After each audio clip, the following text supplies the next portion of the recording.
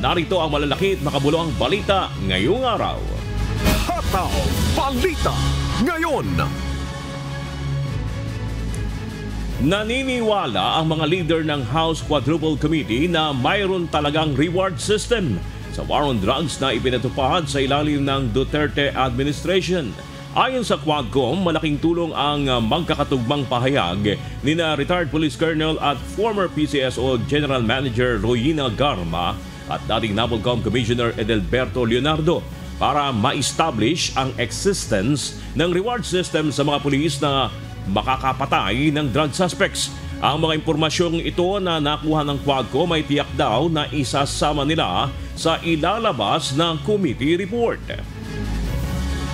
In this record that we will use as basis in writing our committee report, isasama namin yun, no? And pag pumasok ito sa mga concerned agencies like DOJ should do a more comprehensive maybe preliminary investigation sa kanya. Maybe interviewin siya at maaaring i-compel siya to issue or to execute an affidavit. Hataw Balita ngayon. Maring itinanggi ni KOJC leader Apollo Kibuloy ang mga alegasyong ibinabato sa kanya sa pagharap nito sa Senate hearing kahapon, October 23. Ayon kay Kibuloy, hindi totoo ang mga ibinibintang sa kanya na sexual abuse at hinamon pa ang mga babaeng tumestigo na magsampa na lang ng reklamo sa korte. Si Kibuloy ay naharap sa patong-patong na kaso tulad ng child at sexual abuse, fraud, qualified trafficking at iba pa. Wala pong katotohanan yung kanilang mga sinabi. Kung meron po silang mga charges na kriminal laban sa akin, malaya po silang mag-file ng kaso at doon ko haharapin at sasagutin sa tamang forum sa korte ng ating lupa tulad ng kinakaharap namin ngayon. Hataw Balita ngayon. Hindi patas ayon kay Apollo Kibuloy ang naganap na pagdinig ng Senado kahapon ukol sa mga kaso ng pang-aabuso na kinakaharap niya. Tinawag din ito ng kampo ng religious leader na trial by publicity dahil wala umanong resource person mula sa kanilang panig at hindi rin natalakay ang mahalagang issue gaya ng mga insidente ng human rights violation ng pasukin ng mga pulis ang KOJC compound. Humarap sa pagdinig ng Senado ang ilan sa mga dating miyembro ng KOJC at mga testigo sa mga pang-aabuso ni Kibuloy. Yung mabibigat na aligasyon nila, walang mga katotohanan. Kailangan patotohanan nila sa korte where I can defend myself and malaman ang katotohanan. Because this committee is not the committee to decide whether I am guilty or not.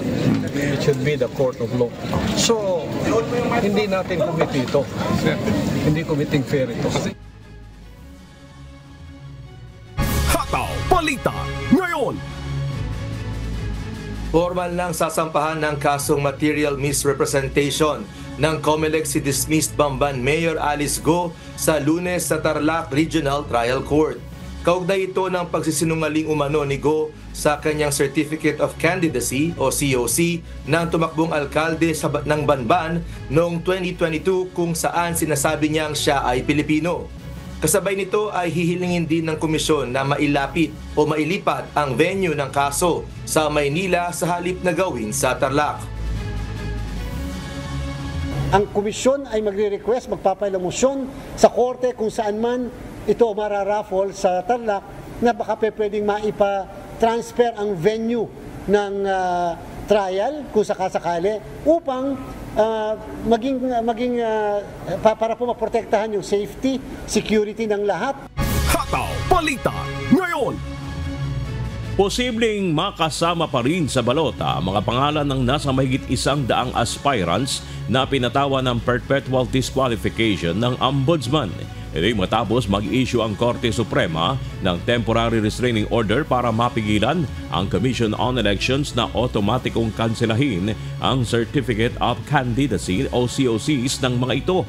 Ayon sa SC, hindi muna pinaintulutan ang pag-alis sa mga ito sa opisyal na listahan ng tatakbo sa susunod na halalan hanggang wala pang pinal na desisyon kaugnay sa mga kasong nakasampa sa kanila. Susundin naman ito ng COMELEC pero magsusumiti sila ng komento alinsunod na rin sa utos ng kataas-taasang hukuman. The court ordered that the cases be consolidated. It also issued a temporary restraining order against the COMELEC, which was ordered to comment on the petitions within a non-extendable period of 10 days from receipt of notice. Hataw Balita ngayon. Irerekomenda ni Interior Secretary John V. Cremulya na bawasan ang mga PNP generals. Mula sa bilang na mahigit 100, nais niyang gawin na lang itong 25. Suportado naman ng pamunuan ng PNP ang planong ito ng DILG Secretary at handa silang ipaliwanag sa bagong kalihim ang organizational structure ng pambansang pulisya. Nauna nang nanawagan si PNP Chief General Romel Francisco Marbil sa mga mambabatas na muling mapag-aralan at marebisa ang 3 dekada ng Republic Act 6975, ang batas na nagtatag sa Philippine National Police. So naka-attune naman po yung desire po ng PNP to lessen po yung ibang mga positions na that would require yung rank po ng general. So lahat po ito ay under study, we need some consultation at ang PNP po ay bukas po sa pakikipag-dialogo at consultation po sa mga concerned na government agencies. And of course, the PNP is willing to discuss this with our SILG. Hataw Balita ngayon. Hindi muna itutuloy ng Land Transportation Office o LTO ang pagpapatupad ng Administrative Order No. VDM-2024-046. Ito ay ang pagpapataw ng malaking multa na aabot sa 40,000 pesos sa sinumang magbebenta o bibili ng segondamanong sasakyan na hindi magre-report sa ahensya ukol sa nangyaring bentahan at hindi paglilipat ng rehistro ng sasakyan sa bagong may-ari. Ayon sa memorandum na pirmado ni LTO Chief at Assistant Secretary Vigor Mendoza II, ang suspensyon ay para mabigyan pa ng pagkakataon ang mga stakeholders na magsumiti ng kanilang mga opinyon ukol sa naturang kautusan. Hataw Balita ngayon. Sinuspindi na ng Metro Manila Development Authority o MMDA ang number coding scheme ngayong araw ng Huwebes, October 24. Ito ay dahil pa rin sa patuloy na pananalasa ng Bagyong Christine sa Kamaynilaan. Nakataas pa rin ang Tropical Cyclone Wind Signal No. 2 sa Metro Manila kaya inaasahan pa rin ang malakas na ulan at hangin dulot ng bagyo. Hataw Balita ngayon. Ligtas nang nakauwi ng Pilipinas kahapon October 23 ang 10 Pilipinong tripulante ng MV Minoan Courage. Sila ang huling batch sa 21 Pilipinong marino na nasangkot sa pag-atake ng Houthi rebels noong October 1, 2024 sa Red Sea. Ang unang 2 batch ng 11 tripulante ay nakabalik na noong October 9 at 13, 2024. Hataw Balita ngayon.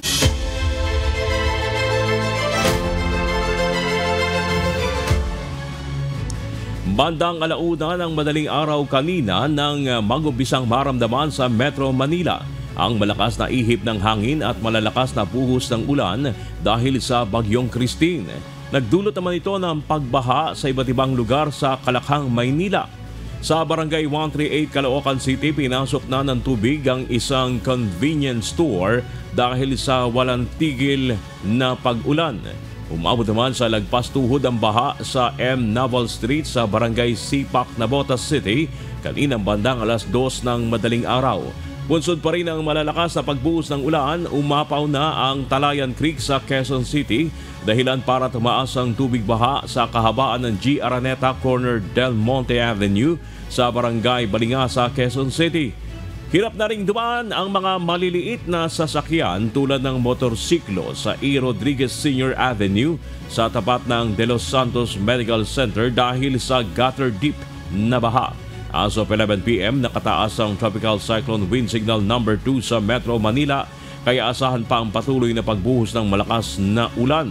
Itinaas na rin ang orange rainfall warning sa Kamaynilaan at kalapit na lalawigan. Ibig sabihin magkakaroon po ng malalakas na pag-ulan sa susunod na 2 hanggang 3 oras. Nagbabala din ng otoridad sa mga pagbaha at maaaring pagguho ng lupa dahil sa malalakas na pag-ulan. Hataw Balita ngayon. Hindi bababa sa 7 tao ang nasawi habang libo-libo naman ang napilitang lumikas dahil sa matinding pananalasa ng Bagyong Christine sa bansa, partikular sa Luzon Region. Sa Northern Luzon, mahigit 32,000 na mga residente ang lumikas sa kani-kanilang tahanan dahil sa matinding pagbaha, bunga ng malang tigil na malalakas na pagulan. Nahirapan na rin ang mga rescuers sa Bicol Region sa pagsagip sa mga natrap sa kanilang mga tahanan dahil sa mabilis na pagtaas ng tubig at malakas na pag-agos ng baha. Sa Naga City, 4 ang nalunod habang isang bata isang matanda naman ang binawian din ng buhay sa Quezon at Maynila dahil sa mga insidente ng pagbaha. Patuloy pang nananalasa ang Bagyong Christine sa malaking bahagi ng bansa, partikular na sa Luzon, kaya nakaantabay pa rin ang lahat ng sangay ng pamahalaan para tugunan ang anumang pangangailangan sa gitna ng kalabidad na nararanasan. Hataw Balita ngayon.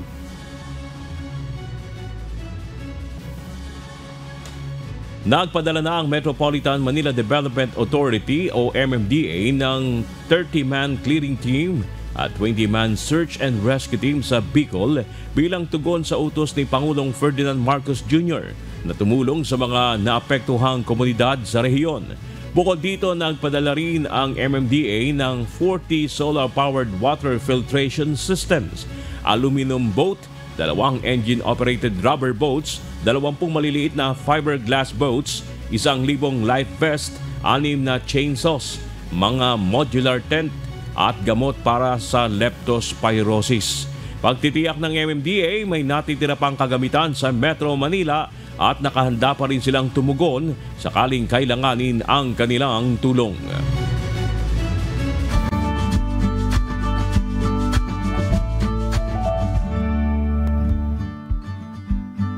Naglandfall na kaninang alas 12:30 si Severe Tropical Storm Christine sa munisipalidad ng Divilacan sa Isabela.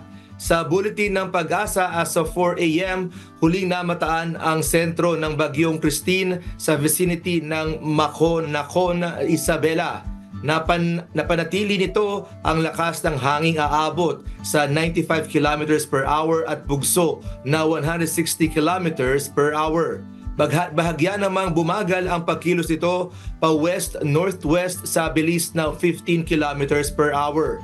Nakataas ang Tropical Cyclone Wind Signal number 3 sa southern portion of Cagayan, Isabela, Quirino, Nueva Vizcaya, Kalinga, Mountain Province, Ifugao, southern portion of Abra, Benguet, northern and central portions of Aurora, northern portion of Nueva Ecija, northern portion of Tarlac, northern portion of Zambales, Pangasinan, La Union, central and southern portions of Ilocos.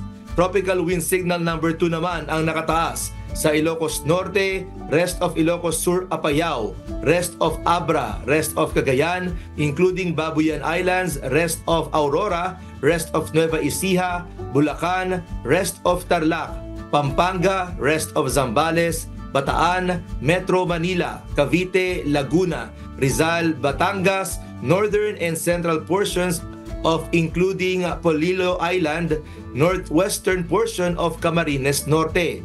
Habang signal number 1 naman sa Batanes, rest of Quezon, Occidental Mindoro, including Lubang Islands, Oriental Mindoro, Marinduque, Romblon, northern portion of mainland Palawan, Cuyo Islands, Calamian Islands, rest of Camarines Norte, Camarines Sur, Catanduanes, Albay, Sorsogon, Masbate, including Ticao and Burias Island, Aklan, Capiz, Antique, including Caluya Island, Iloilo, Guimaras, northern portion of Negros, northern portion of Cebu, including Bantayan Islands and Camotes Islands, Northern Samar, Biliran, northern and eastern portion of Eastern Samar, northern and central portion of Leyte. Sa forecast ng Pag-asa ay inaasahang bahagyang hihina si Christine habang tinatawid ang Hilagang Luzon sa susunod na 12 oras bago muling magtungo sa katubigan sa kanluran ng Ilocos Region mamayang hapon kung saan ito muling lalakas. Samantala, isang low pressure area sa labas ng PAR ang binabantayan din ng layong 2,385 kilometers east ng northeastern Mindanao. Ayon sa Pag-asa, malaki ang tiyansa na ma-develop ang LPA bilang isang tropical depression sa susunod na 24 na oras. Hataw Balita ngayon. Patuloy pa rin ang pananalasa ng Bagyong Christine sa malaking bahagi ng bansa. Bunso dito ay inanunsyo ng Malacanang na wala pa ring pasok ngayong araw ng Huwebes, October 24, ang lahat ng paaralan sa Luzon Region, kaya hindi ng mga tanggapan ng pamahalaan. Bukod sa Luzon, ramdam rin sa Visayas Region ang lakas ng pananalasa ng bagyo kaya suspendido pa rin ang klase sa lahat ng antas sa mga pampubliko at pribadong paaralan sa Bohol, Compostela, Consolacion, Daang Bantayan at Tuburan sa probinsya ng Cebu, Cebu City, Calbayog at Catbalogan City sa Samar, Lag, Isabela, Pontevedra at Talisay City sa Negros Occidental, Gihulngan City sa Negros Oriental, Kalibo at Lezo sa Aklan, Patnongon Antique, Dumarao at Pontevedra sa Capiz at Lambunao sa probinsya ng Iloilo. Samantala, preschool to senior high school naman ang walang pasok sa Bacolod City, Kulasi Antique at Iloilo City. Hataw Balita ngayon. Sinuspindi na rin ng Malacanang ang pasok sa tanggapan ng pamahalaan at klase sa lahat ng paaralan ngayong araw sa buong Luzon Region. Sang-ayon ito sa rekomendasyon ng National Disaster Risk Reduction and Management Council o NDRRMC dahil sa inaasahang tuloy-tuloy na buhos ng malakas na ulan dulot ng severe tropical storm Christine. Ayon pa sa Malacanang, ito ay para makapagbigay daan na rin sa isinasagawang rescue and relief operations sa mga manasalanta ng malakas na bagyo. Hataw Balita ngayon. Inanunsyo na Malacanang na suspendido na ngayong araw ng Huwebes, October 24 ang klase sa lahat ng antas ng pampubliko at pribadong paaralan, gayon din ang pasok sa lahat ng tanggapan ng gobyerno sa buong Bicol Region. Ang suspensyon ay bunsod ng matinding epekto ng pananalasa ng Bagyong Christine sa rehiyon. Lubog pa rin sa baha ang malaking bahagi ng Bicol dahil sa matinding pag-ulan dala ng nasabing bagyo. Gayunpaman, ayon sa Malacanang, tuloy-tuloy pa rin ang operasyon ng mga ahensya na nagbibigay ng serbisyong medikal at tumutugon sa pangailangan sa panahon ng kalamidad.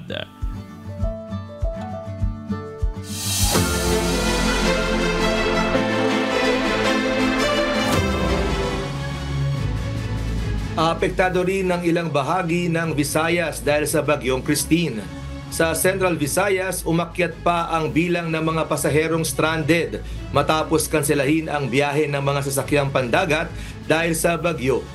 Nakaranas naman ng pagbaha ang ilang bahagi ng Samar at Northern Samar, habang nakaranas naman ng power interruptions sa Southern Leyte. Si Gladys Tuabi, humahataw! Hataw Balita ngayon. Ramdam sa Cebu ang malakas na hangin at ulan na dala ng Bagyong Christine. Dahilan para ikansela muna ang biyahe ng mga sasakyang pandagat para matiyak ang kaligtasan ng mga biyahero.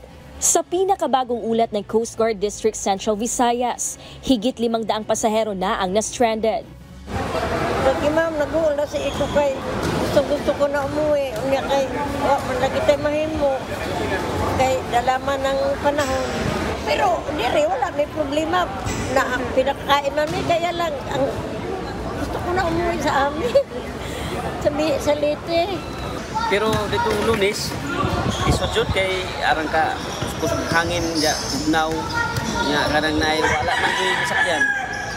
Mga tuwag kami late. Pressure karon ko ka experience ini nga lisod ay abi na og dali ra ning ma-standard ka. Lisod jud ay. Mo na nga sunod wise na.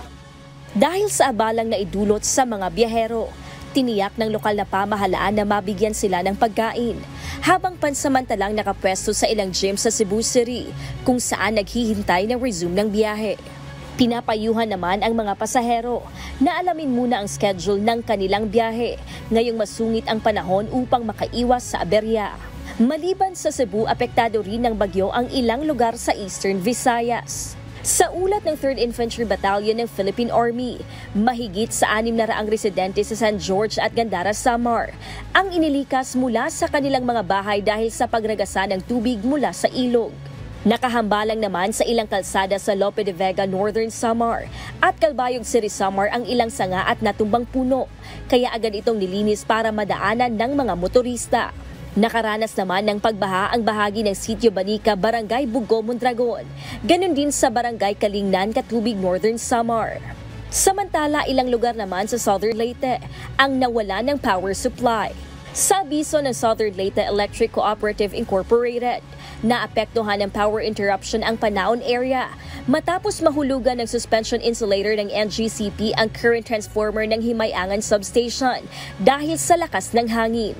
Gladys Tuwabi, humahataw sa balita ngayon. Hataw Balita ngayon. Umagos ang lahar sa ilang mga bayan sa probinsya ng Albay bunsod ng naranasang malalakas na pagulan na dala ng bagyong Christine. Ilang mga bahay at mga sasakyan ang nabaon sa putik na matagal nang nakadeposito sa dalisdis ng Bulkang Mayon na naitulak pababa ng malakas na pag-ulan. Si Alan Manansala, humahataw. Hataw Balita ngayon. Bunsod ng walang humpay na mga pag-ulan na naranasan sa lalawigan ng Albay, nakapagtalang Philippine Institute of Volcanology and Seismology o PHIVOLCS ng lahar flow sa ilang mga lugar sa probinsya. Ito ang lahar na matagal nang nakadeposito sa dalisdis ng Bulkan Mayon na naipon mula pa sa mga nakalipas na pag-aalburuto nito.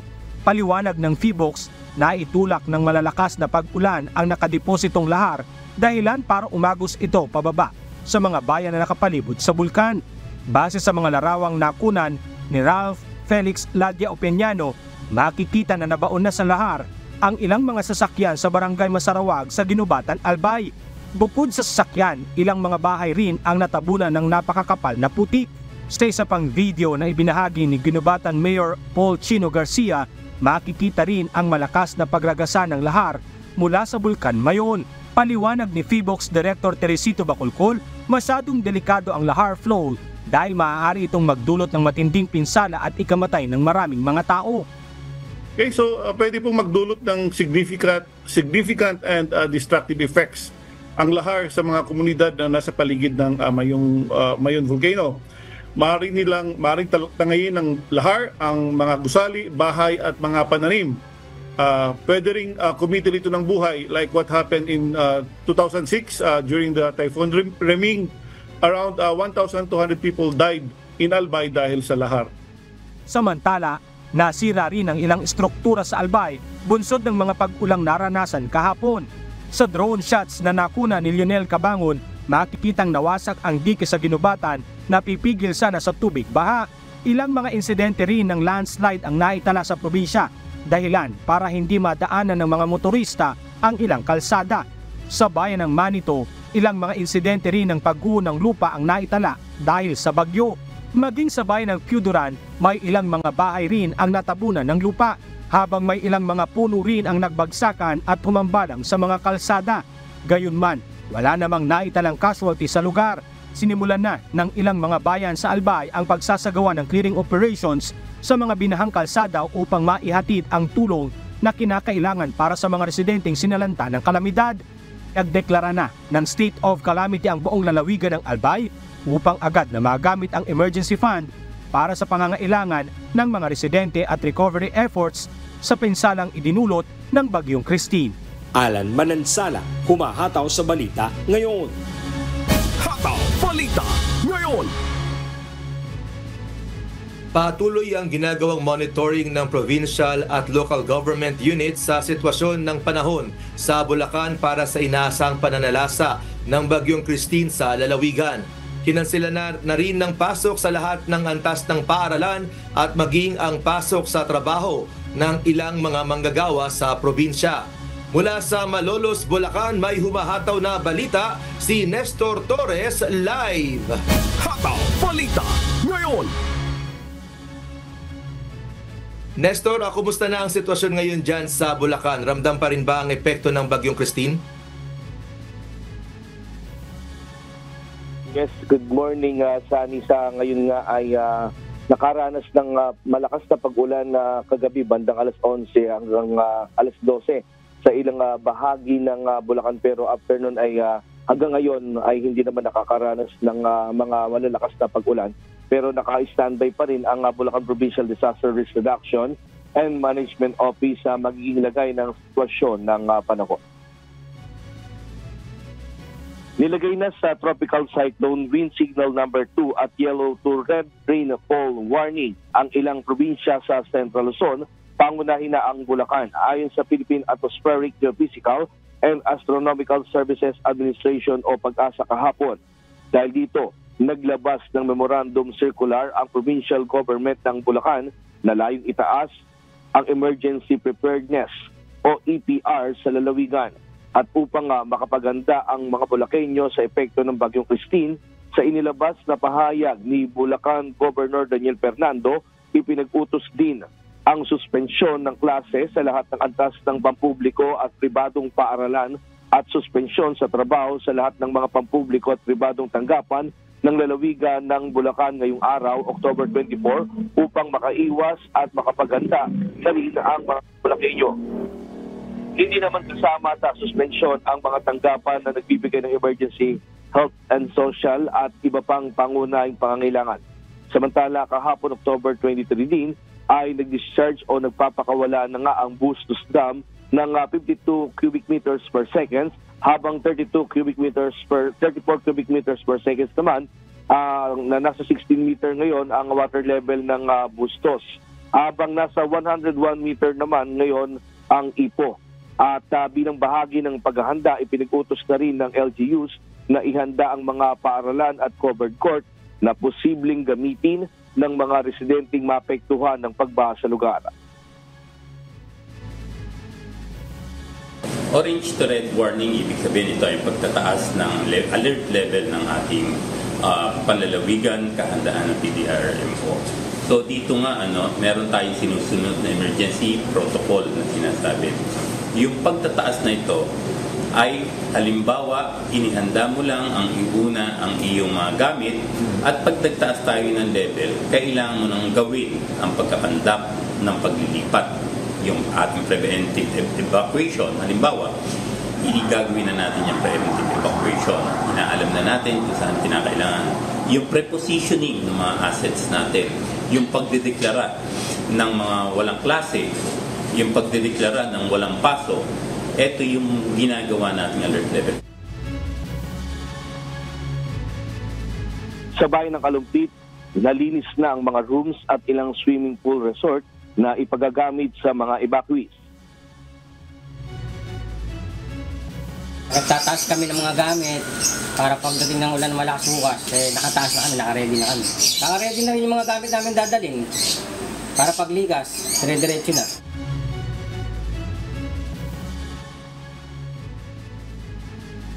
Sani, sa ngayon nga ay kanina nabanggit natin na nagpapakawala nga itong Ipo ng 34 CMS at ang Bustos Dam naman ng 52 CMS, kung saan nga ay kasalukuyan pa rin nagpapakawala ngayon ang nasabing mga dam. Pero may epekto na rin ngayon itong pagtaas ng tubig sa mga kailugan at sa particular sa mga coastal areas. Ay nandito yung sa lugar ng Obando, Bulacan, Sani, kung saan nga ay may mga naitala na mga lumikas ngayong araw at ito ay nasa barangay 18 families at 298 individual sa barangay na ngayon ay nasa barangay Paliwas National High School Evacuation Center. 4 na pamilis ang galing sa Binuangan at the rest ay galing sa barangay sa Lambao na mga nagsilikas sa kanilang mga bahay dahil nga sa pagbaha na nararanasan doon sa kanilang mga lugar. Sa ngayon ay patuloy tayong magmo-monitor din at aalamin natin sa provincial government at maging dito sa rescue team kung may iba pa silang mga lugar na mga lilikas ngayong araw at hindi lang naman dito sa Bulacan, maging sa buong Central Luzon ay patuloy tayong nakaantabay at kakausapin natin din mamaya yung Office of the Civil Defense para alamin natin yung iba pang mga sitwasyon, particular din sa Aurora kung saan nga ay nasa alert signal number 2 na rin. At yan mo tayong latest live, balik sa iyo. Sunny? Alright, keep us updated sa mga magiging situation pa dyan sa Bulacan. Salamat, Nestor Torres, nagulat ng live mula naman dyan sa Malolos, Bulacan.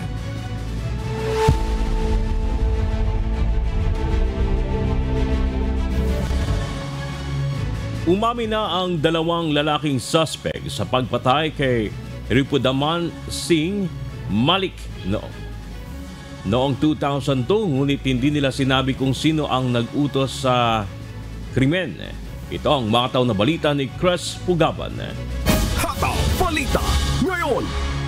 2 lalaki ang umamin sa pagpatay kay Ripudaman Singh Malik, isang Sikh na napawalang sala sa 1985 Air India bombing, subalit tumangging sabihin kung sino ang nag-utos at nagbayad sa kanila para patayin si Malik.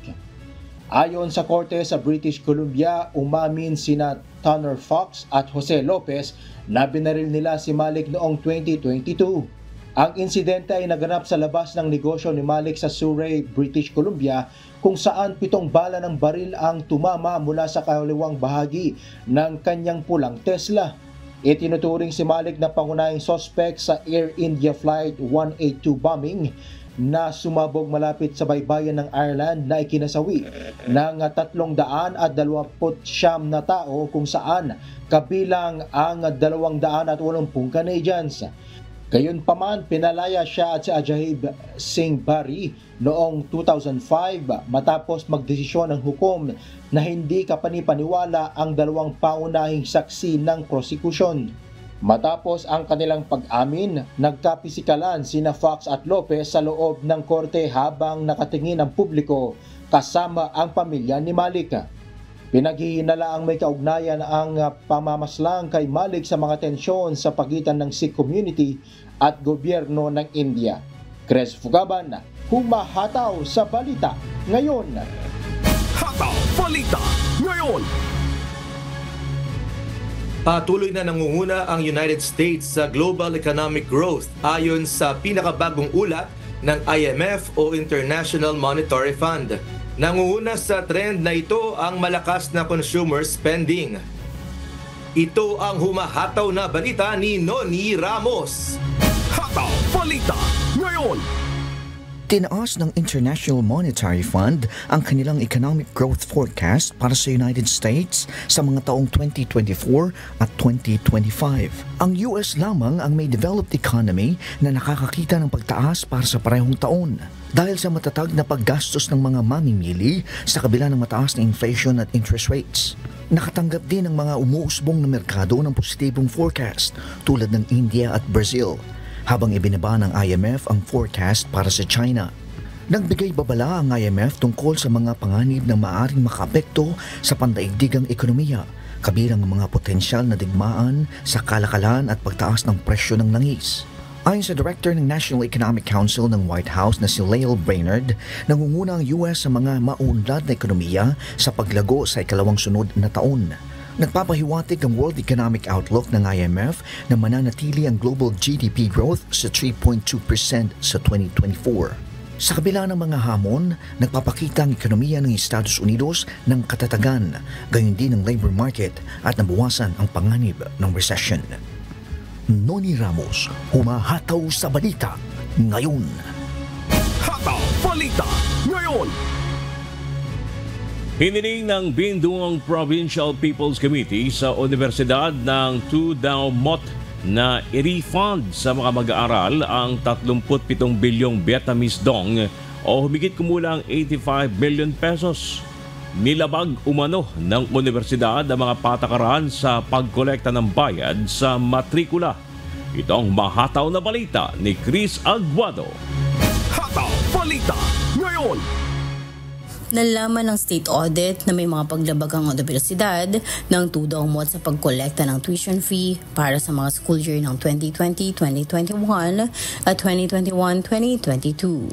Sa panahong iyon, hindi pa financially autonomous ang universidad at kinakailangan sundin ang mga regulasyon ng Provincial People's Committee ng Bindung.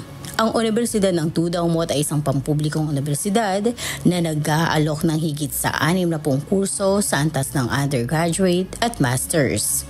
Noong nakaraang taon, ang target na bilang ng mga mag-aaral ay humigit kumulang 4,500. Sa kasalukuyan, ang pinakamatas na matrikula para sa mga paaralan na hindi sapat ang pondo para sa kanilang regular na gastos ay nasa 1.2 hanggang 2.45 milyong Vietnamese dong bawat buwan, depende sa kurso. Sa mga paaral na may kakayanang pinansyal o tinatawag na autonomous, ang matrikula ay maaaring umabot sa hanggang halos 3 beses na pinakamataas na halaga. As foreign teachers dito sa Vietnam, ang mahal-mahal talaga ng tuition fee nila dito. Yung sa primary pa nga lang, umaabot na ng 500 to 800,000 pesos na per year. Kaya nga good thing na isang sauli na yung 37 billion Vietnam dong. Grabe no, that's 85 million pesos na sa Pilipinas. Yes, ang laking tulong nun. Yung sa mga estudyante. Chris Aguado, humahataw sa balita ngayon.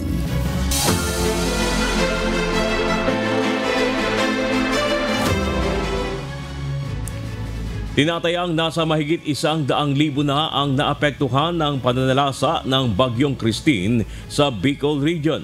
2 naman ang nasawi sa kasagsagan ng sama ng panahon sa rehiyon. Mula sa Masbate, may umahataw na balita si Jerry Galicia, live. Hataw Balita ngayon. Jerry, kamusta na ang sitwasyon dyan sa Bicol? Maulan pa rin ba dyan? Yes, Bernard, particular ngayon dito sa Masbate City ay medyo bumubuti na ang panahon at wala na yung pagbugso o malakas na buhos ng hangin. Pero yung bugso ng ulan, pero ang hangin medyo malakas pa sa ngayon dito sa aming lugar, Bernard. Batay sila ng Office of the Civil Defense o OCD Bicol, umabot na sa 148,829 families o katumbas naman ito ng 696,931 individual na apektuhan ng pananalasa ng Bagyong Christine sa rehiyon ng Bicol. Nasa 12,226 na pamilya pa o 47,583 individual ang pansamantala pa rin nananatili sa mga evacuation center. Habang 2,605 passenger, 150 rolling cargos at 5 sasakyan pandagat ang stranded pa rin sa mga pantalan sa rehiyon. 2 naman ang naiulat na nasawi, isang 22 years old na lalaki sa padanas at ang sanhi ay respiratory arrest secondary to cervical cord injury to trauma dahil sa pagkakabagsak mula sa sanga ng puno. Isang 71 years old na lalaki rin sa Bagamanok ang nasawi nang malaglag mula sa bubong ng bahay noong nakaraang October 2022. 4 na mga isda rin ang nawawala mula sa Barangay Buyo, San Fernando at Barangay Bentinan sa Isla ng Tigaw sa Masbate. Isa sa pangmangisda rin sa Barangay Balucawe, Dimasalang, Masbate. Isa pa ang nagtamo ng injury sa Labo, Camarines Norte dahil sa vehicular accident. 542 barangay pa rin ang nakalubog sa tubig baha at 4 na landslide ang naitala ng OCD Bicol. 133 na bahay rin ang total at partially damaged. 168 national at local na kalsada ang apektado. 112 dito ang not passable sa lahat ng uri na sasakyan. 46 ang di pa rin madaanan ng light vehicles. Nakaranas din ng 34 power interruptions o kawalan ng supply ng kuryente. 8 commercial flights din ang kanselado dahil sa sama ng panahon. Umabot naman sa 848,834 family food packs ang naipamahagi ng Department of Social Welfare and Development o DSWD Bicol, local government ng Cotanduanes, LGU ng Piudoran Salbay at maging ng iba pang stakeholders sa mga apektadong residente. Yan ang update mula sa Bicol Region. Balik sa iyo, Bernard. Maraming salamat, Jerry Galicia, live mula sa Masbate. Hataw Balita ngayon. Isa sa ilalim sa state of calamity ang probinsya ng Camarines Norte dahil sa pagtaas ng bilang ng mga pamilyang naapektuhan ng Bagyong Christine. Si Brian Baldarahe, humahataw! Hataw Balita ngayon! Matapos ang isinagawang pulong kahapon ng umaga ng Provincial Disaster Risk Reduction and Management Council, inirekomenda ng komite na isailalim na ang buong probinsya ng Camarines Norte sa state of calamity. Ito'y dahil sa patuloy na pagtaas ng bilang ng mga pamilyang naapektuhan ng Bagyong Christine sa lalawigan. Sa tala ng PDRRMC, as of 1 p.m. kahapon, aabot na sa mahigit 6,000 ang mga pamilyang naapektuhan ng Bagyong Christine sa probinsya. Bukod pa ang 20 pamilya ng mga magsasaka sa probinsya na naapektuhan ng mga pagbaha. Ayon sa mga opisyal ng lalawigan, mas mapabibilis kasi nito ang pagbibigay at pagdadala ng ayuda sa mga apektadong pamilya kung maisasailalim na sa state of calamity ang probinsya. Naging impact nito sa agriculture ay respectfully move for the declaration of state of calamity in the entire province. Any, since it is seconded, and is there any opposition or objection? Hearing none, the move for the declaration of state of calamity in the province of Camarines Norte is hereby approved. Thank you. Kaugnay nito, bagamat nakahanda na ang mga family food pack sa regional offices ng DSWD, pahirapan naman ang pagdadala nito dahil sa hindi pa rin madaanan ng mga kalsadang dadaanan papasok ng lalawigan. Ang challenge lang natin kasi ngayon, from Legazpi to get here, merong mga areas na sarado. So, in that case, Ma'am Cynthia, siguro let us use up doon muna sa meron tayo. So once we declare, so meron kayong preposition na yun, we can start distributing today. Tapos bukas naman pwede na kayo makamove through our calamity fund while waiting for the augmentation from the DSWD. Sa ngayon, patuloy ang isinasagawang paghahanda ng provincial government sa mga asset nito para sa mas mabilisang pagdadala ng mga relief pack sa mga apektadong pamilya. Brian Baldarahe, humahataw sa balita ngayon.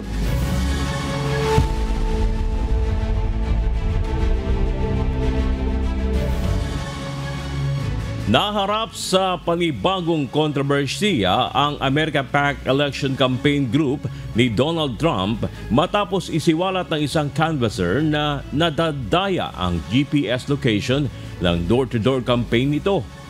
Ito ang mahataw na balita ni Imelda Andrada. Hataw Balita ngayon! Nahaharap ang kampo ni presidential candidate Donald Trump sa mga bagong paratang ng pandaraya sa kanyang ground game sa Arizona at Nevada. Isiniwalat ng isang America PAC canvasser na madaling madaya ang door-to-door campaign na ginagawa ng grupo sa pamamagitan ng paggamit ng fake GPS app. Ang America PAC ay grupo ng mga prominent tech businessmen na pinangungunahan ni Elon Musk na ang layon ay masuportahan ang canvassing operation ni Donald Trump. Nakapag-donate si Musk ng $75 milyong sa America PAC sa loob ng 3 buwan ng operasyon nito. Ibinahagi ang isang video sa ilang daang canvasser na naglalarawan ng proseso ng pandaraya gamit ang isang GPS spoofing app upang magpanggap na nakapag-door knock sila kahit na hindi. Hindi pa malinaw kung gaano kalawak ang paggamit ng GPS spoofing sa mga canvasser ng America PAC dahil mahirap matukoy ang mga mandaraya nang hindi ikinukumpara ang data sa ibang tracker. Hinamon ng America PAC ang mga ulat na ito at sinabi nilang mayroon silang mga tool para sa auditing at fraud prevention. Imelda Andrada, humahataw sa balita ngayon. Hataw Balita ngayon! Alamin ang mahalagang papel ng Filipino-Americans sa darating na 2024 US elections at kung paano nababago ang kanilang political landscape. Ito ang humahataw na balita ni Chris De Leon. Hataw Balita ngayon! Mayroong mahigit sa 4 na milyong Pilipino sa Amerika ngayon at tinatayang 1.2 milyon ang maaaring bumoto sa 2024 election ayon sa US Statistics. Ang Filipino-Americans ang ikalawang pinakamalaking Asian minority group sa bansa at ang ikalawang may pinakamataas na household income ngayon sa US. Makikita ang bulto ng mga Pilipino sa California kung saan mayroong 1.6 million, sa Hawaii na may 367,000 at sa Texas na may 194,000. Sa 4 na milyong Pilipino sa Estados Unidos, 68% sa mga ito ang panig sa Democrat samantalang 31% naman sa kanila ang panig sa Republicans. Karaniwang alalahanin ng mga Pilipino ang usapin sa immigration, seguridad sa trabaho, religious freedom at iba pa. Sa California at Hawaii, isang Filipino community sa pangunahing target ng mga kandidato dahil sa malaking bilang ng kanilang populasyon at ang kanilang aktibong pagboto sa halalan. Chris De Leon, humahataw sa balita ngayon.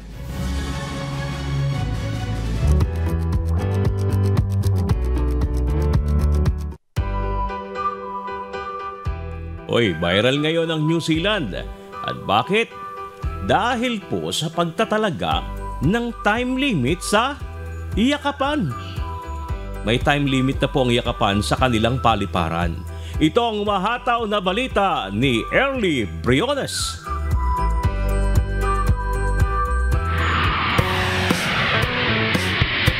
Talaga namang usap-usapan ngayon sa buong mundo ang bansang New Zealand dahil sa pagtatalaga nito ng maximum hug time limit na 3 minuto sa mga paalis at tagahatid sa kanilang mga mahal sa buhay sa paliparan.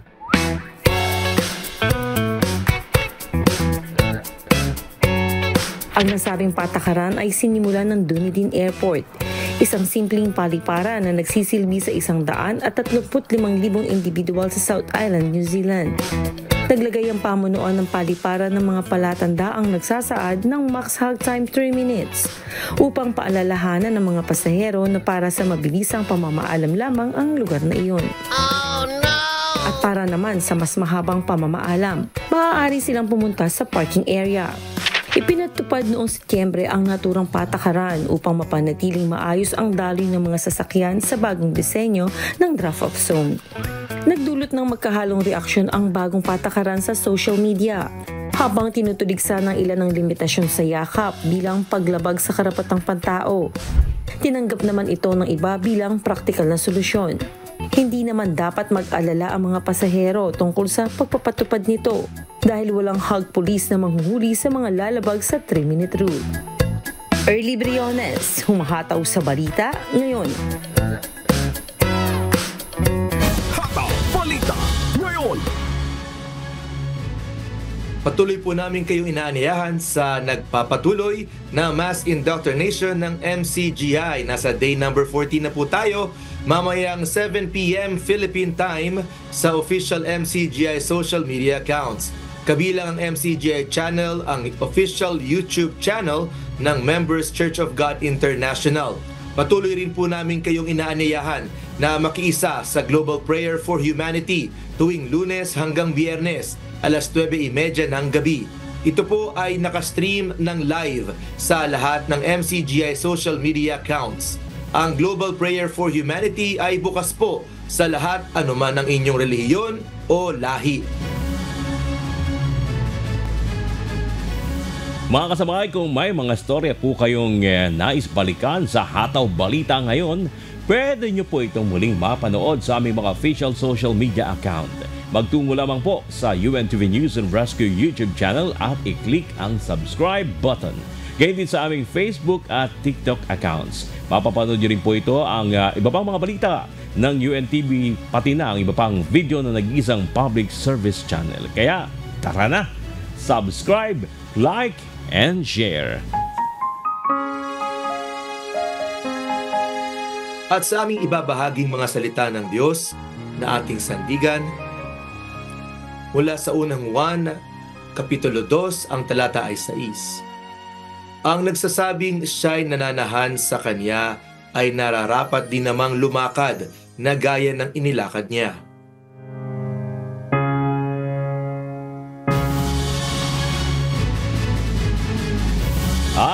Yan po ang mga humahataw na balita ngayong umaga ng Huwebes, ika-22 sa buwan ng Oktubre 2024. Sa ngalan ng lahat ng buo ng UNTV News and Rescue, UNTV Radyo La Verdad 1350 at ang ating mga correspondent mula sa Luzon, Visayas at Mindanao. Mula po rito sa Pilipinas, ako po si Bernard Dadis. At yan po ang mga humahataw na balita sa iba't ibang panig ng mundo ngayong Thursday morning, October 24, 2024. Mula naman dito sa Los Angeles, California, USA, ako si Sunny Cos. At dito sa UNTV at UNTV Radyo La Verdad 1350. Diyos ang aming sandigan, serbisyo publiko ang aming pinahahalagahan. Susunod na po ang Good Morning Kuya. Salamat po sa Diyos at magandang umaga.